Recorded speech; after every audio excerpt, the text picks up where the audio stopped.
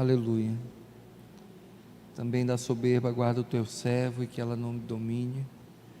Que as palavras dos meus lábios e o meditado do meu coração sejam agradáveis em tua presença, Senhor, rocha minha e redentor meu. Queridos, nós temos estudado, com o reverendo Jessen, a primeira carta de Paulo aos Coríntios. Deixa eu botar no modo avião aqui para não ter nenhuma surpresa.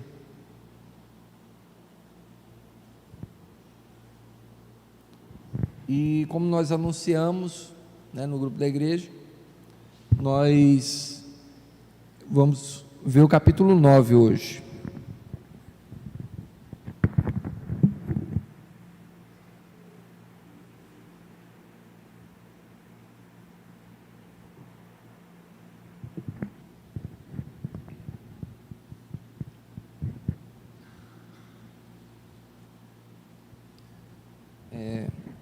Os irmãos já sabem que essa carta foi escrita por Paulo, Ela foi escrita quando Paulo estava em Éfeso, no ano de mais ou menos 53 a 55, nesse período que ele estava lá, sendo que ele plantou essa igreja lá em Corinto, mais ou menos ali no ano, entre o ano 48 e o ano 51,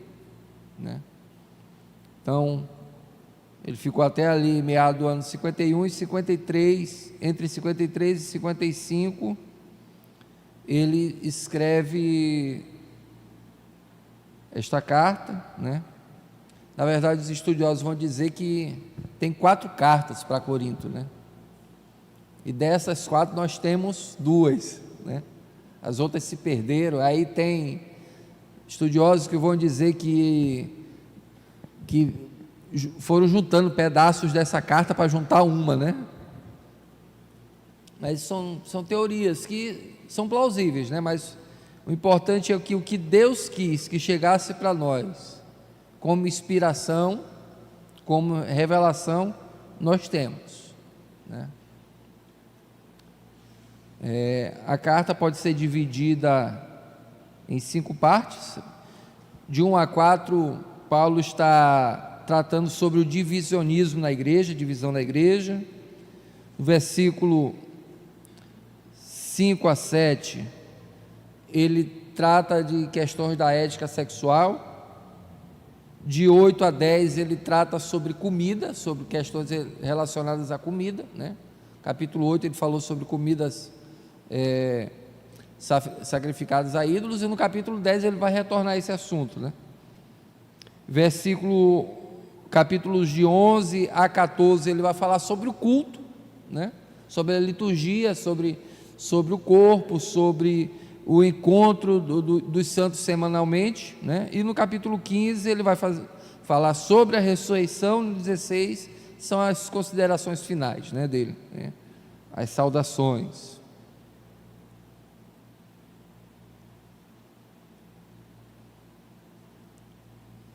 As saudações que ele vai fazendo, O que mais eu posso falar do contexto da carta? Nós já sabemos também que a cidade de Corinto era uma cidade cosmopolita, era uma grande metrópole para aquela época, cidade, portuária, muita gente chegando, saindo, e muita riqueza também, uma cidade altamente comercial, e uma cidade também com muita adoração a ídolos, onde o culto aos deuses da Grécia era muito forte, muito forte mesmo, E Paulo vai para esse contexto, plantar uma igreja lá, vai plantar uma igreja lá em Corinto. E o texto base que nós queremos usar nessa noite vai ser de 1 a 4, na verdade de 1 de 1 a 2, e para nós podermos ver o capítulo todo, né? Nós não vamos ver o capítulo todo parte por parte, né? A gente vai ver por blocos, né? Não tem como nós vermos, né, nesse período de tempo o capítulo todo. Então os irmãos acompanhem, por gentileza. Capítulo 9, versículo 1. Será que eu não sou um homem livre? Não sou apóstolo? Não vi Jesus, nosso Senhor? Por acaso vocês não são fruto do meu trabalho no Senhor? Se eu não sou apóstolo para os outros, certamente eu sou para vocês, porque vocês são um selo do meu apostolado no Senhor. Amém. Esta carta tem 27 versículos. Este capítulo. Maneira como foi dividido esse capítulo, né? Nós sabemos que as cartas não eram divididas em capítulos e versículos. Isso já foi século XVI, mais ou menos, que foi dividido, né? Mas neste capítulo aqui tem 27 versículos. Nesses 27 versículos tem 16 perguntas. 16 perguntas. Quase 40% desse capítulo aqui é formado de perguntas. Muitas perguntas. A gente já percebe mais 4 ou 5 aqui, né? Só no início. E são perguntas retóricas, são perguntas que a pessoa faz e a resposta é óbvia. É como se eu perguntasse: que cor é essa cadeira? Eu já espero a resposta óbvia. É uma pergunta retórica, é amarela, né?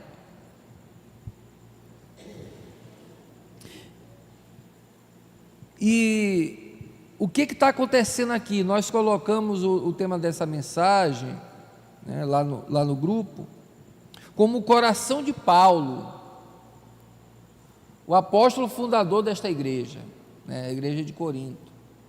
A gente percebe que Paulo aqui está muito enfático, está muito, né, ele está fazendo uma defesa do apostolado. Nos capítulos anteriores a gente já vê ensaios de que percebe que o apostolado de Paulo está sendo colocado em xeque, está sendo colocado em dúvida, mas aqui nós vemos ele de fato defendendo com mais veemência o seu apostolado, o seu pastorado naquela igreja.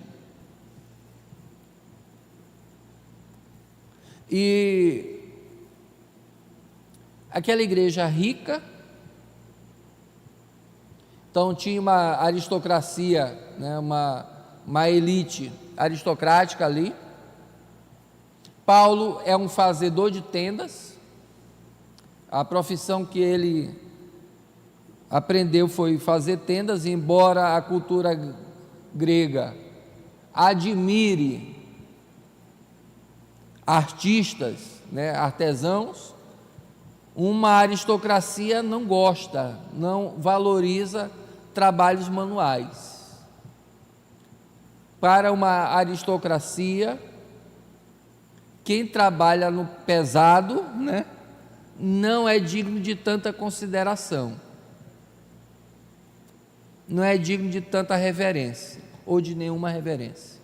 Aí imagina o pastor, fundador da igreja, daquela igreja, uma igreja rica, embora tivesse seus pobres, mas os irmãos têm acompanhado os estudos, sabem que a igreja ali tinha gente de posses, e ter o seu fundador, um camarada que trabalha, que sustenta a sua vida de maneira, com serviços braçais.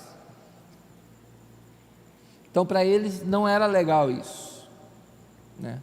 Então eles não viam isso. E naquela época havia tanto missionários como filósofos que eram itinerantes, que eles viajavam, os missionários pregando a palavra de Deus e os filósofos ensinando sabedoria, ensinando filosofia. E a maneira como eles, tanto missionários como filósofos naquela época, adquiriam seus recursos, ou era através de salário, pagamento, né, vínculo empregatício, através de patrocínio, não parece a mesma coisa, mas não é, né? Não é bem um vínculo empregatício como nós conhecemos hoje, era um patrocínio, né? Ou mendicância, mendigavam, ou através do trabalho, né? E o que seria esse apostolado hoje? Porque a gente vai falar de apostolado aqui, e a definição de apóstolo que nós temos aqui, que Paulo está usando, um conceito restrito, que é aqueles que foram testemunhas do Cristo ressurreto. É uma definição de apóstolo, aqueles que foram testemunhas de Cristo ressurreto, e não somente testemunhas, porque tiveram muitas testemunhas oculares do Cristo ressurreto, mas que essas testemunhas aqui oculares, elas são comissionadas com a autoridade apostólica pelo Cristo. Então ele vai defender o seu apostolado. A primeira pergunta que ele faz aqui não sou eu um homem livre? E essa pergunta ele vai responder depois, né? Ele não se ocupa logo com essa pergunta, ele vai falar sobre o seu apostolado. O apóstolo Paulo, ele está sentindo uma dor no coração de ver um filho seu questionando a sua paternidade, de ver alguém que é fruto da sua labuta, fruto das suas orações, fruto do seu trabalho, questionando a sua paternidade, questionando se ele é um apóstolo ou não.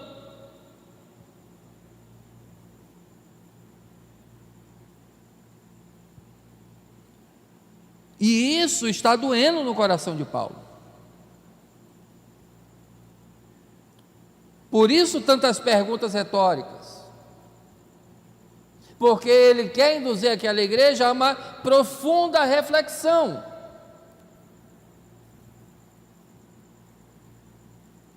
Quer dizer, peraí, bora refletir um pouquinho, e começa a fazer pergunta em cima de pergunta. Lembra quando Deus fala com Jó e começa a fazer uma opção de pergunta? Tu estavas quando eu fiz tal coisa, tu estavas quando eu determinei os limites, e tu estavas... Está enchendo Jó de pergunta, para Jó cair em si. E Paulo está enchendo de pergunta aqui, para a igreja de Corinto, para ela entender.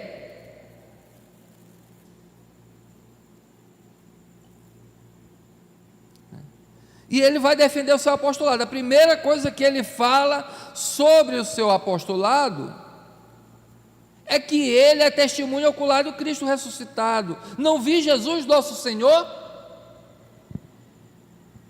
Os irmãos conhecem a história. Paulo estava em uma campanha perseguindo a igreja do Senhor. Isso eu não vou lembrar qual é o capítulo de Atos agora. 9, né? Obrigado, irmã.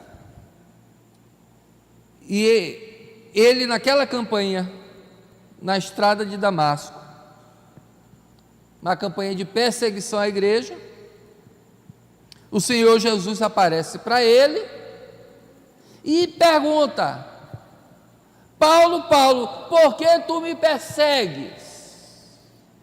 Mas ele não está perseguindo a igreja, os crentes, porque está perseguindo o corpo de Cristo.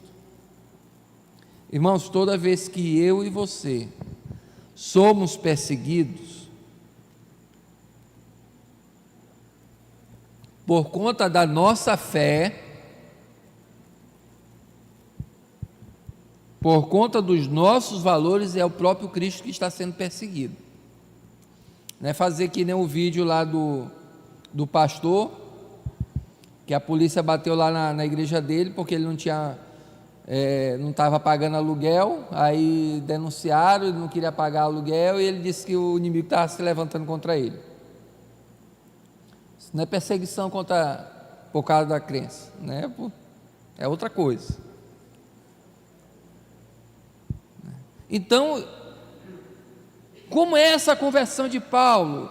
Ele cai do cavalo e se encontra com Jesus. E uma coisa que às vezes não é dado muita ênfase nos ensinos, porque a gente pensa que Paulo só viu Jesus nesse dia, no dia da conversão. Somente nesse dia, geralmente na nossa cabeça se forma isso, que somente no dia da conversão de Paulo, ele viu Jesus ressuscitado. Eu quero convidar você a abrir a Bíblia em Gálatas.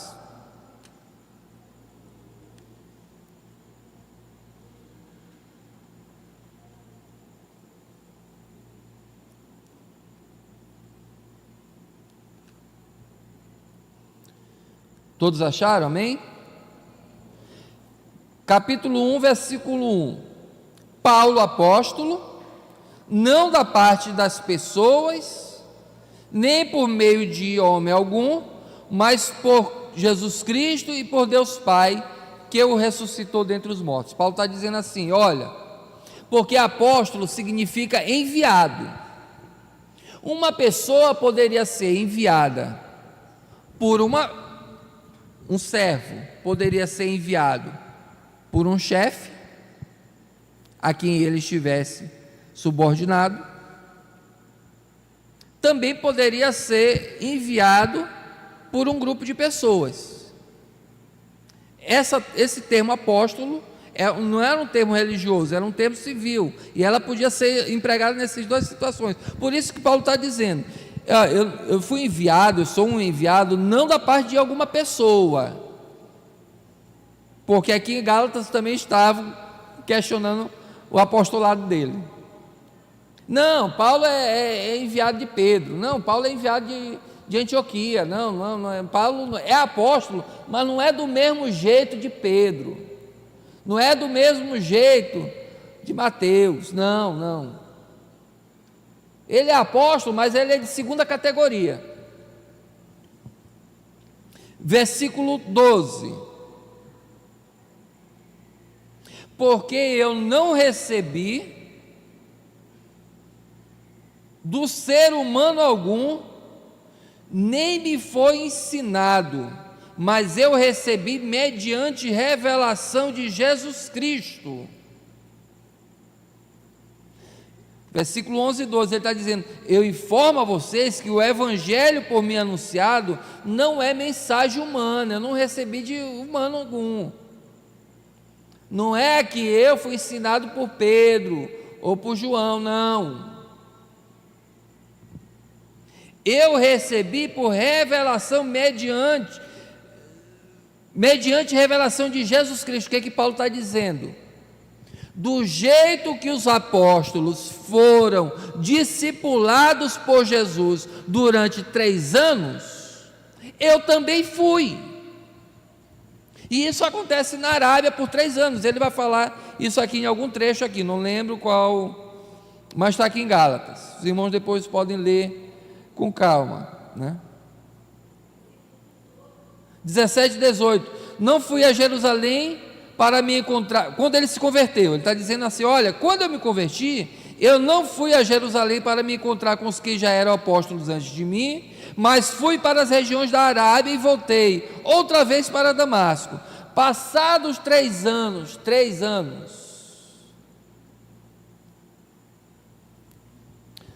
o número 3 na Bíblia, ele tem isso aqui não é numerologia, viu, irmãos? Mas os números na Bíblia têm significados. E o número 3, ele indica momentos de decisão, momentos de transformação, momentos em que uma chave vai girar.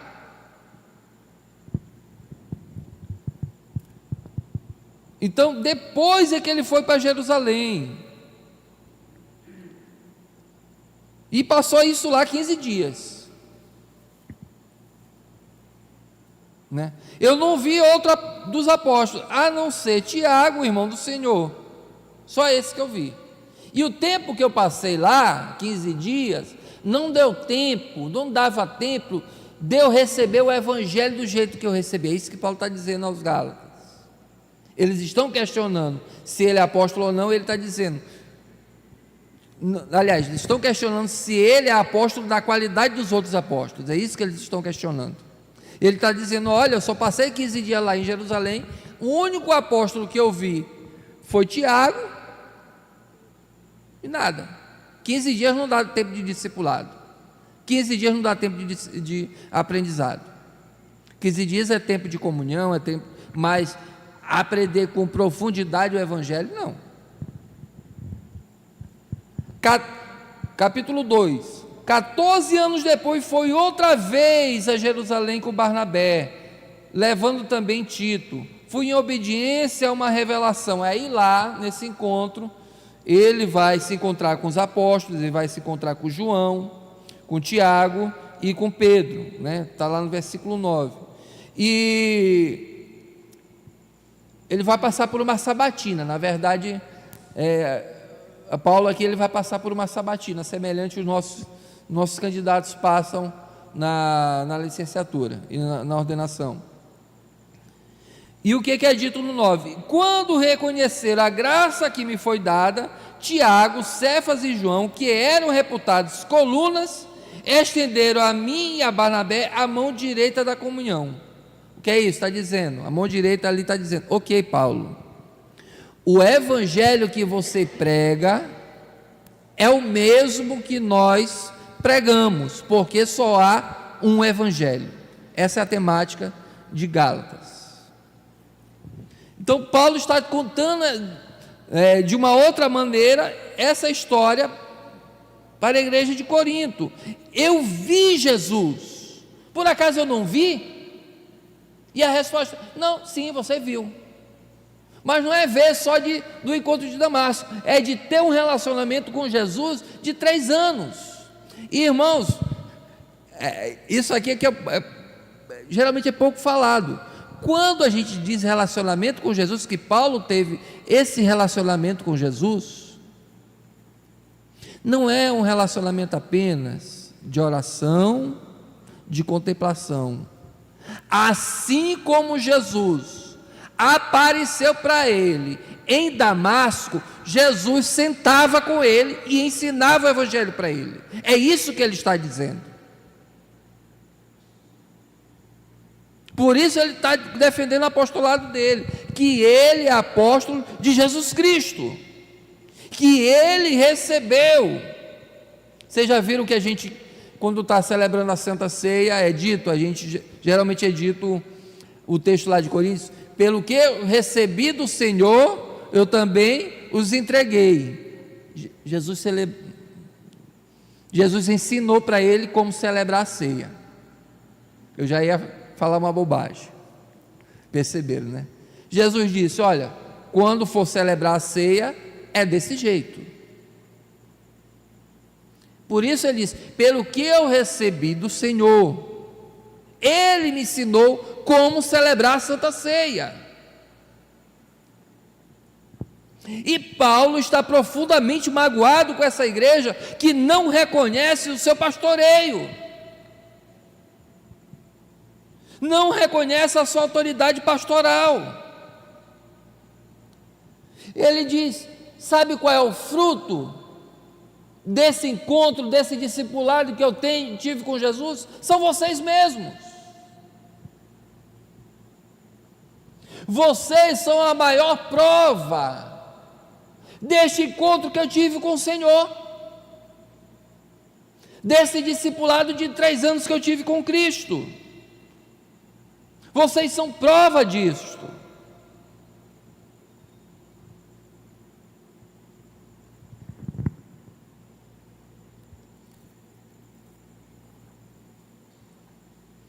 Paulo está muito chateado com essa igreja, está muito desapontado, porque qualquer outro lugar poderia desconfiar dele, menos essa igreja.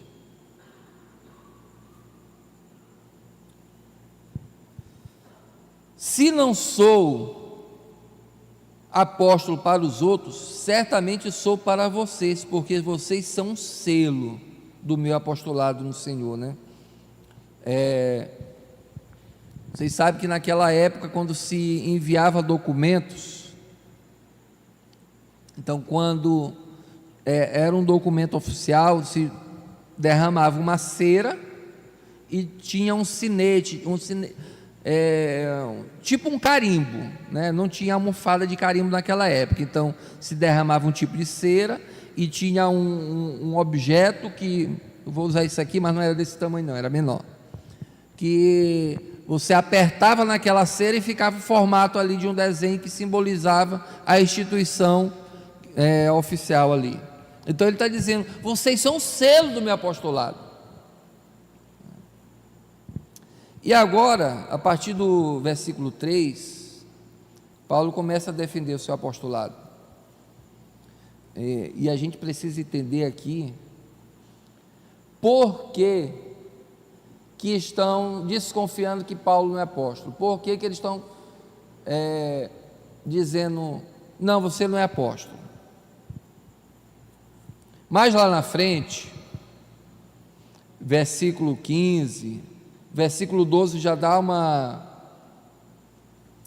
introdução sobre isso, mas do versículo 15 a 18, Paulo vai dizer que ele não aceitou ser sustentado financeiramente pela igreja de Corinto. Ele não aceitou ser sustentado financeiramente pela igreja de Corinto. Ele trabalhava como fazedor de tendas, dali tirava o seu recurso e plantava aquela igreja. Enquanto plantava aquela igreja, ele não aceitou ser sustentado financeiramente. Ele não aceitou morar na casa de algum corintiano rico. Vocês lembram quando Jesus ensinou os discípulos, enviou os discípulos pelo mundo? Olha, vão, quando chegarem em determinada cidade, desejem a paz, e a casa que lhe chamarem para você se hospedar, fique lá até sair daquela cidade. Vocês lembram de Jesus falando, ensinando isso para os discípulos? Quando chegarem numa cidade para pregar o evangelho, a casa que abrir as portas para vocês ficarem como hóspedes, enquanto vocês estão fazendo esse trabalho, vocês ficam lá durante o mesmo período. Não fique de casa em casa não, fique em uma só. Paulo não aceitou isso em Corinto.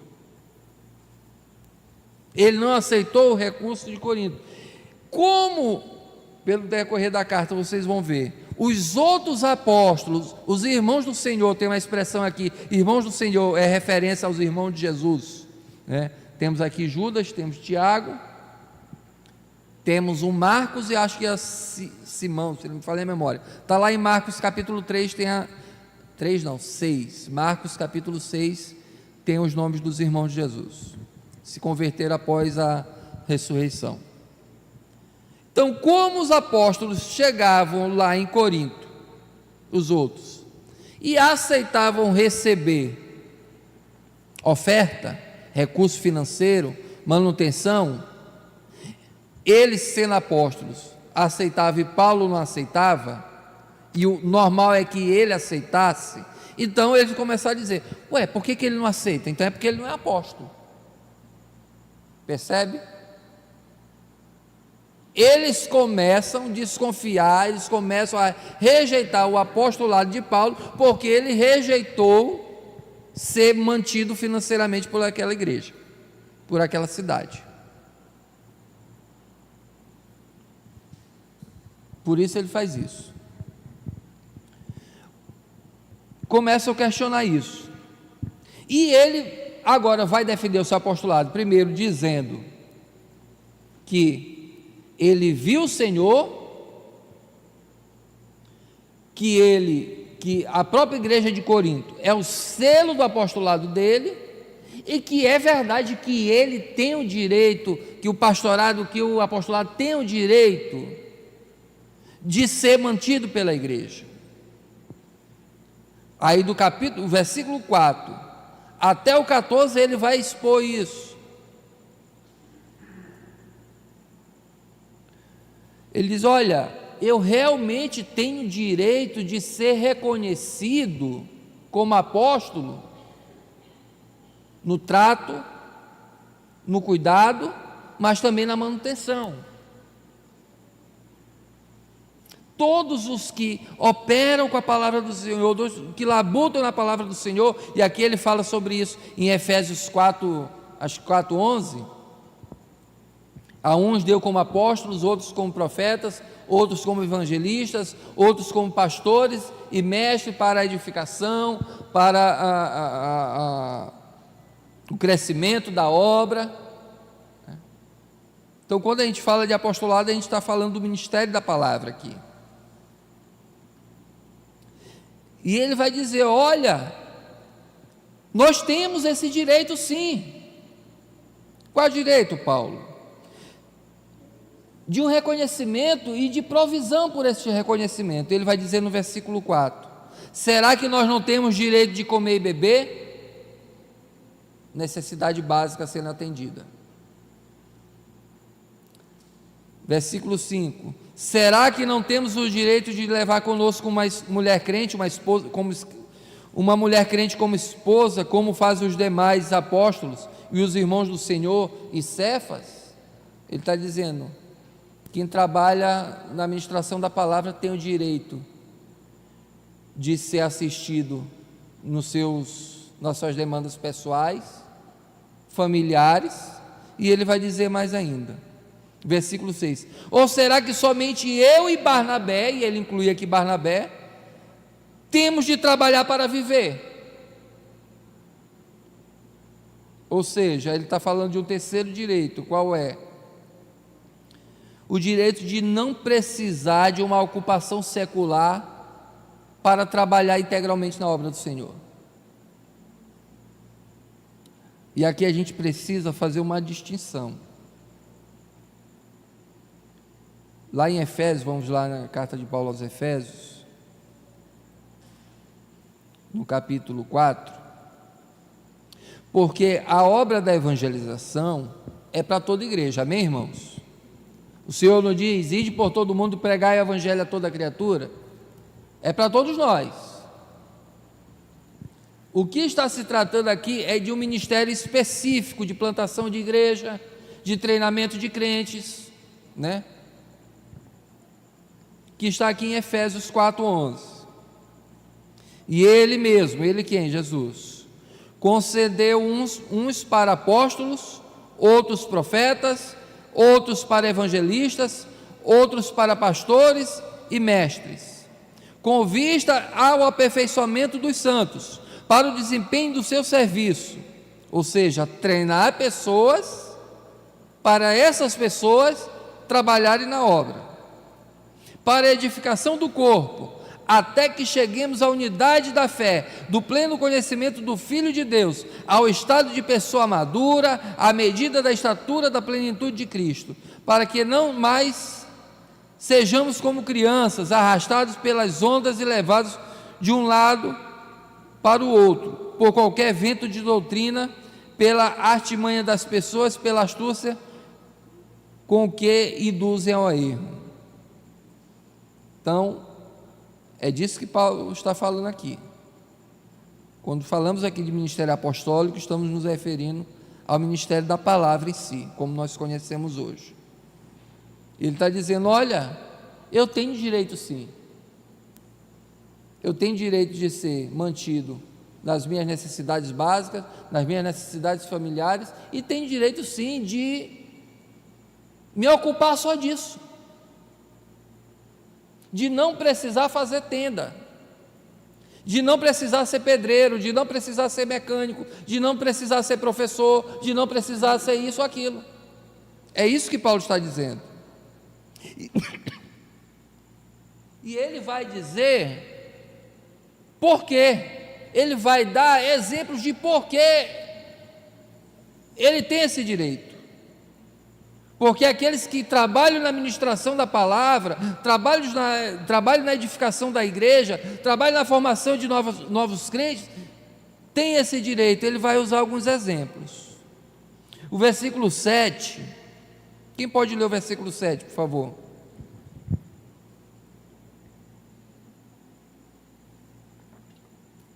Calma, irmão, um de cada vez.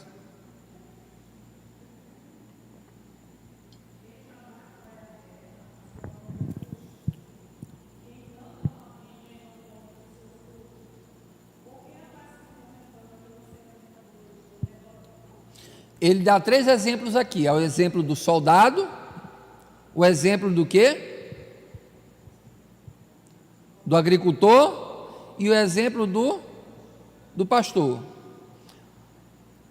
Paulo se identifica com os trabalhadores da sua época. Percebe a linguagem dele? Ele está falando para uma igreja que tem uma elite aristocrática, para uma elite que despreza quem trabalha com braçal, e ele pega justamente esses exemplos. O soldado, quando se alista, né? Isso é bem fácil a gente entender.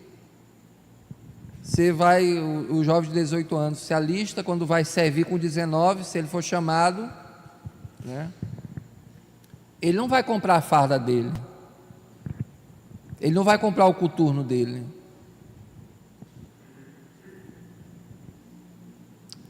É as Forças Armadas que tem que dar para ele. Ele não vai comprar a arma dele, as Forças Armadas têm que fornecer para ele. É isso que Paulo está dizendo aqui. E qual é o agricultor que não toma, não prova do seu fruto, não desfruta dele? Ele dá um exemplo secular. Ora, todos esses trabalhadores usufruem do fruto do seu trabalho. Porque que quem trabalha na edificação, na plantação, no treinamento, não pode fazer o mesmo? Ele está associando um exemplo secular com a igreja. Aí agora ele vai dizer: mas espera aí, isso não é suficiente para vocês, não? Essa analogia não é suficiente? Espera aí, bora para a Bíblia então. Versículo 8: será que eu digo isso apenas como homem? Não é verdade que a lei também o diz? Aí é que ele está citando Deuteronômio capítulo 25. Porque a lei de Moisés está escrito: não amarre a boca do boi quando ele pisa o trigo. Né? Quando o boi era usado para a questão da colheita, para a questão da moer, ele não podia ter a sua boca presa, porque ele queria comer também. Então, é tipo assim, como é que durante o trabalho do boi, ele não vai poder usufruir do trabalho dele? E quando ele diz assim, a lei, aí eu preciso relembrar os irmãos. Toda a igreja do primeiro século, qual era a Bíblia deles? O Antigo Testamento. O que se lia na igreja? Vai ter o culto dia de domingo, lá na igreja de Corinto. O que eles iam ler? Iam ler Deuteronômio, iam ler Isaías, iam ler Salmos, Malaquias, Êxodo, Números, Provérbios. É isso que se lia na igreja. Não tinha Novo Testamento. O Novo Testamento estava acontecendo. Era isso que se lia nas igrejas. E ele vai para a Bíblia. Olha, está escrito aqui na palavra do Senhor.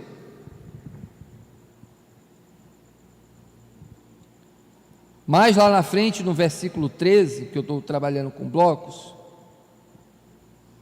o que está escrito lá no versículo 13? Vocês não sabem que os que prestam serviços sagrados se alimentam do próprio templo e os que servem ao altar participam do que é oferecido sobre o altar? Aqui nós temos duas referências. Uma referência no Antigo Testamento, que os sacerdotes e os levitas comiam do que era sacrificado. Havia sacrifícios que tudo era queimado, e havia sacrifícios que uma parte era queimada e a outra parte era assada para os sacerdotes e para os levitas, e às vezes também a pessoa que estava ofertando participava desse alimento. Mas também na cidade de Corinto havia o que? Os templos pagãos, onde os sacerdotes daqueles templos, eles participavam. As pessoas levavam a oferta lá para Zeus, mas o sacerdote do templo comia dessa oferta. Então agora ele pega um exemplo religioso. Ele pegou agora um exemplo secular e depois um exemplo do Antigo Testamento. Agora ele pega um exemplo religioso, e o próximo qual é? Assim também o Senhor ordenou aos que pregam o Evangelho que vivam do Evangelho. Mateus 10:10. Quem pode abrir Mateus 10:10?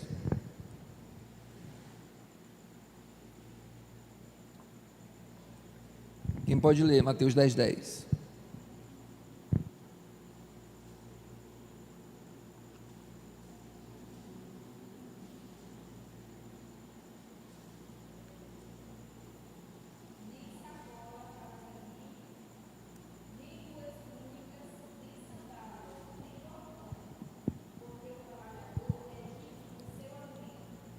O que? Jesus está dizendo, ó, vocês vão pregar, vocês não levem o que? Digam aí. Nem sacola, que mais? Túnicas. O que ele está dizendo? Vocês vão ser alimentados no caminho. Nem bordão. Vocês terão as suas necessidades supridas, porque esse vai ser o trabalho de vocês agora. Vocês lembram que quando Jesus chamou Pedro e aqueles outros lá, ele disse: vinde após mim, eu farei de vocês pescadores de homens.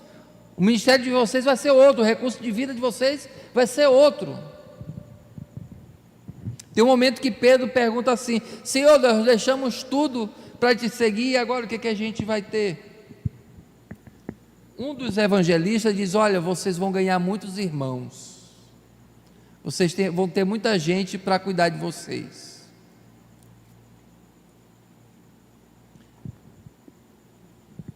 Então, Paulo aqui está dizendo, pela experiência secular, mostrou na Escritura, mostrou na experiência religiosa e mostrou que o mandamento de Jesus é: aqueles que trabalham com a edificação, aqueles que trabalham no ministério da palavra, têm o direito de serem sustentados. Deixa eu ver as horas aqui. Paulo vai fazer todas essas perguntas aqui, justamente para afirmar isso. É direito meu, sim, receber. É direito de qualquer pessoa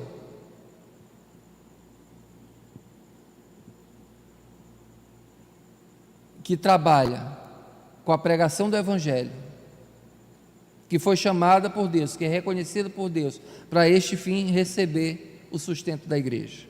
É isso que ele está dizendo. Ele passa esse tempo todinho aqui, desta carta, desse momento aqui, dizendo: olha, é justo sim, esse é o certo.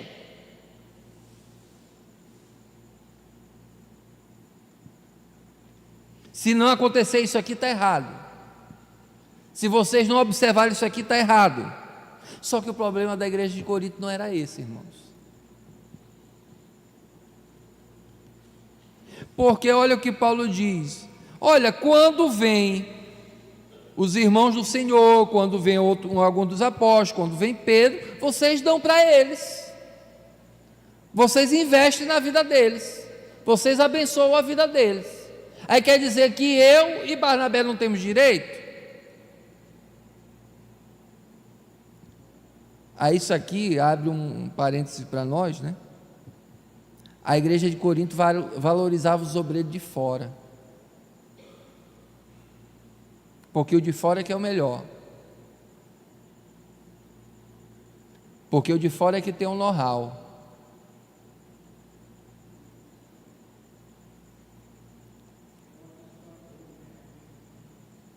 Porque o de fora é que é o bambambam. Os de dentro não, né? Mas Paulo, agora nós vamos nos encaminhando aqui para o final. Paulo aqui respondeu que sim, é direito dos que trabalham no ministério da palavra ser sustentado por aqueles que são abençoados pela palavra. É direito. Agora ele vai responder a primeira pergunta: será que eu não sou um homem livre?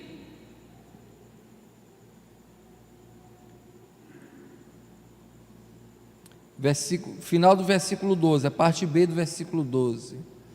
Entretanto, não fizemos uso deste direito. Qual direito? Aqueles de 4, 5 e 6, de comer e de beber, de poder levar a esposa crente, de não precisar trabalhar fora para pregar o evangelho, para edificar a igreja.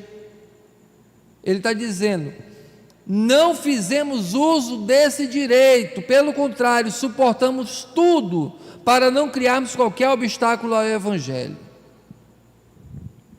Aí eu vou pedir para os irmãos aqui rapidamente, levante a mão um irmão aí para abrir Filipenses capítulo 4, versículo de 15 a 16, levante a mão, por gentileza, porque eu vou dar mais 3 textos aqui.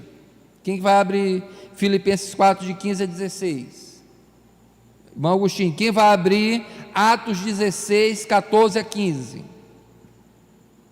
Irmã Lucinha. Quem vai abrir 2 aos Coríntios, capítulo 11, de 8 a 9? Deixa aberto aí.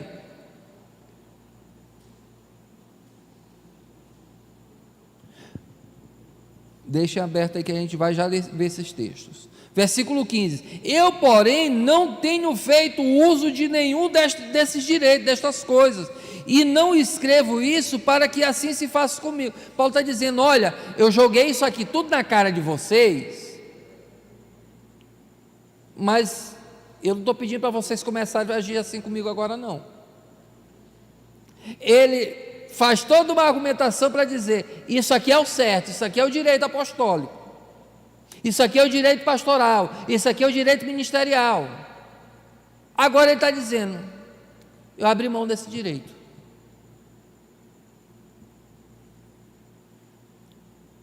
Eu preferiria morrer a deixar que alguém me tire dessa glória.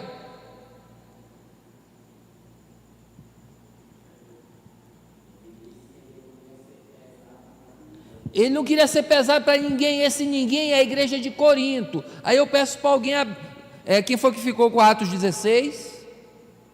Quem ficou? Bem alto, Lucinha.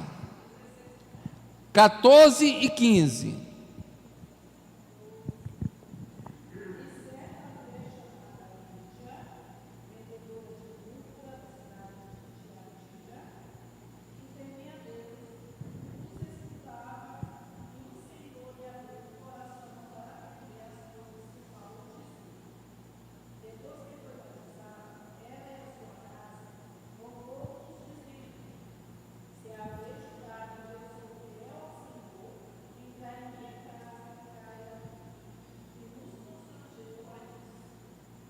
Paulo aceitou a ajuda, o recurso financeiro de Lídia? Aceitou? Aceitou a hospedagem dela? Aceitou, né? Filipenses 4, 15 e 16.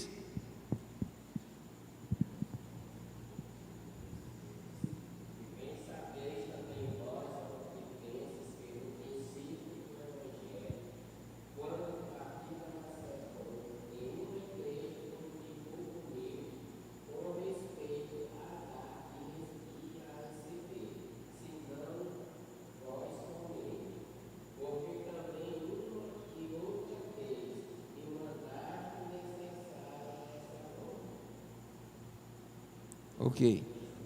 Ele está dizendo que nenhuma igreja senão o pessoal de Macedônia, de Filipos. Ele aceitou? Ele recebeu? Tá. 2 aos Coríntios. Quem ficou com 2 aos Coríntios? 11, 8 e 9.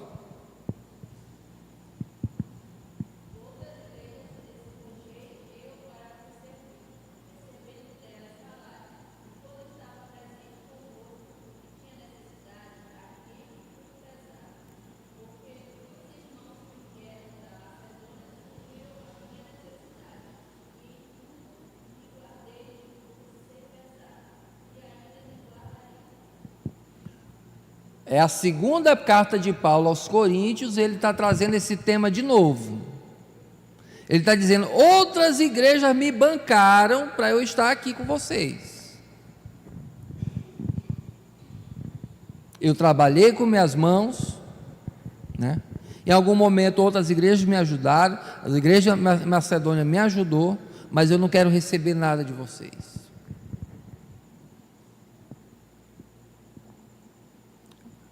Infelizmente, eu não consigo ver nesse texto qual é o motivo. Porque aqui ele vai colocar que ele quer ser livre para pregar. Mas tem alguma coisa na igreja de Corinto que Paulo não quer nem que a vaca tussa receber dinheiro deles.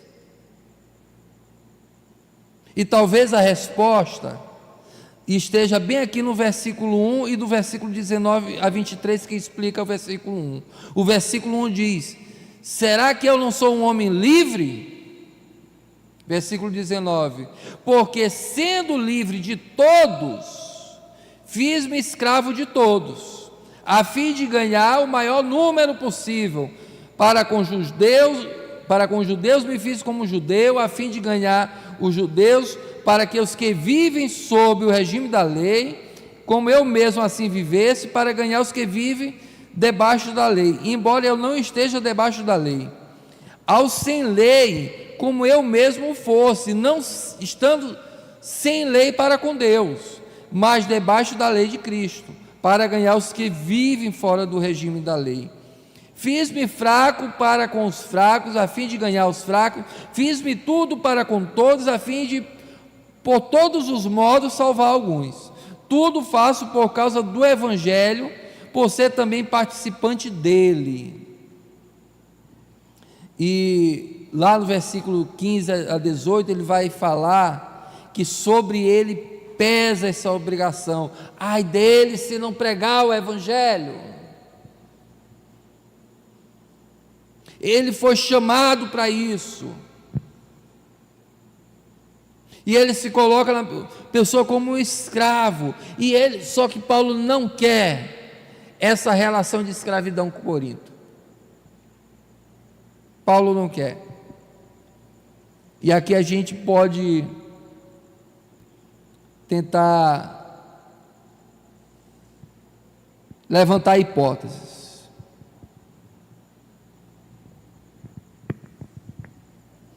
Eu vou dar um exemplo aqui para vocês para ficar mais fácil.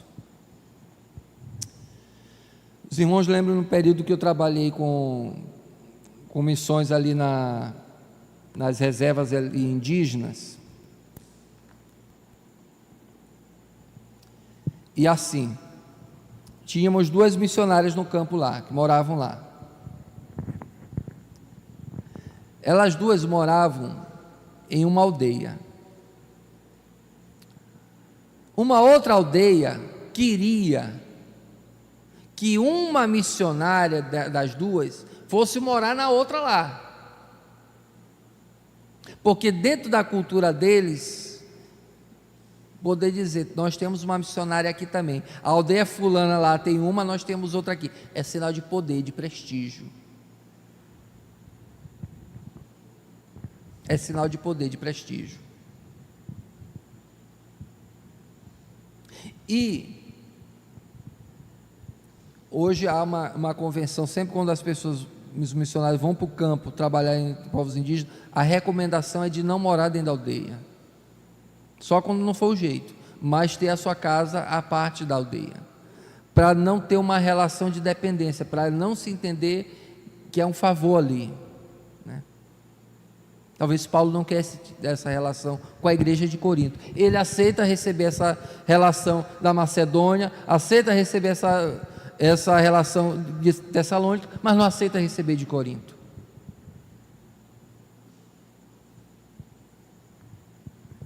Para Corinto ele não quer. Ele faz toda a sua defesa para dizer: é direito, mas eu estou abrindo mão desse meu direito. Mas não é porque eu estou abrindo mão deste direito que vocês vão negar para outros. É isso que ele está falando para Corinto. E Paulo, para nós encerrarmos aqui, para Corinto, ele quer demonstrar a gratuidade de Deus com o Evangelho para conosco.